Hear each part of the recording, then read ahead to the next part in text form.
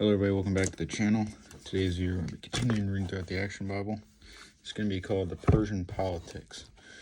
This is still based on Esther. This is chapter 2, verses 19 through all the way through chapter 3 of verse 50. So, for months, Esther, along with hundreds of beautiful women of Persia, has lived in the palace, waiting for the king to choose one of them to be his wife. The king has finally made his choice. Esther, you are now my wife, queen of all Persia. I am honored, my lord. But Esther has kept her family a secret. She hasn't told anyone about her adopted father, Mordecai. A Jewish city official late that night goes to the walls of the Harlem to check on Esther, the new queen. This says, I am so proud and happy for you. But remember, even though you're the queen now, don't let anyone know that you're Jewish. As he is leaving Esther's garden, Mordecai overhears two of the king's servants. Our plan cannot fail. No, by this time tomorrow the king will be dead, and no one will know who killed him. Mordecai quickly sends word of the plot to Esther. That very night the king calls her for her. Why do you look troubled, my lovely? It gives you wrinkles. My king, two of your servants plan to assassinate you. King Xerxes investigates and finds out that Esther's report is true. He has guards bring his traitorous servants before him. According to Persian law, what is the punishment of attempting to kill the king? Death by impaling sire. Good. Do that. Now, my charming queen, how did you know about this plot? Mordecai, one of your court officials, told me. He overheard Bigthana and Teresh talking. You hear that? Mordecai saved my life. You scribe, write that down in the official book of records because I don't want to forget it. I should reward him somehow. Soon after this, the king needs to promote someone to be the new prime minister. Haman, you will be above all the princes of my court. People will bow to you like they do me. You have honored me very much, my lord.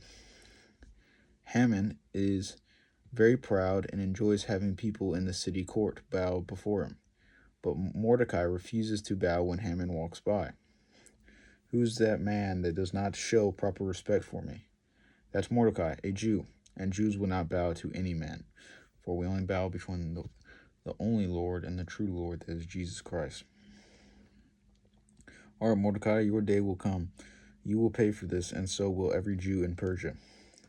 Haman goes home and casts lots called Purim to decide which day he will set for the Jews' punishment.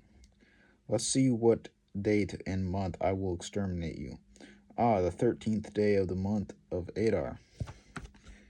Angered because Mordecai will not bow before him, Haman prepares his revenge. But first he must trick his foolish king. My king, there's a race of people in your kingdom who do not obey you. For your safety, they should be destroyed. Give me permission to make a law that will get rid of them in Persia. He said, so well, thinking he's looking out for him. I'm glad you brought this to my attention. Haman, do what you need to do to protect me. Use my ring to seal the new law. Then everyone will know that your law is my law. Haman's law is quickly distributed throughout the kingdom of Persia. Every Jew in Persia is to be destroyed on the 13th day of the 12th month. Anyone who kills the Jews may keep everything that belongs to the Jews they kill.